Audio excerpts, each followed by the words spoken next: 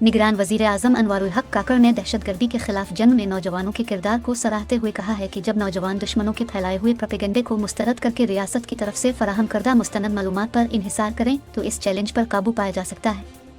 निगरान वज़ीर आज़म अनवारुल हक काकड़ ने इस्लामाबाद में मुनक़िदा यूथ कन्वेंशन 2024 में बतौर मेहमान खुसूसी शिरकत की, जहां उनके अलावा army chief general Syed Asim Munir भी मेहमान खुसूसी की हैसियत से शरीक थे। अनवारुल हक काकड़ ने तकरीब से खिताब में कहा कि पाकिस्तानी कौम ने दहशतगर्दी के नासूर का जुर्रत और बहादुरी से मुकाबला किया और लाजवाल कुर्बानियाँ दी हैं। पाक फौज ने पूरी लगन और पेशा वराना महारत से दहशतगर्दी के खिलाफ जंग लड़ी। निगरान वज़ीर आज़म का कहना था कि पाकिस्तानी नौजवान जो हमारी आबादी का 65% हैं,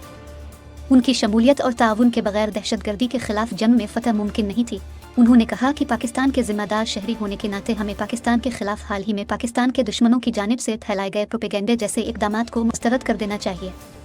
निगरान वज़ीर आज़म ने कहा कि पाकिस्तानी नौजवान कौमी सलामती के इस उभरते हुए चैलेंज से नबर्द आज़मा होने में कलीदी किरदार अदा कर सकते हैं और इस चैलेंज पर इसी वक्त काबू पाया जा सकता है जब नौजवान दुश्मनों के फैलाए हुए प्रोपेगेंडे को मुस्तरद करके रियासत की तरफ से फराहम करदा मुस्तनद मालूमात पर इन्हिसार करें।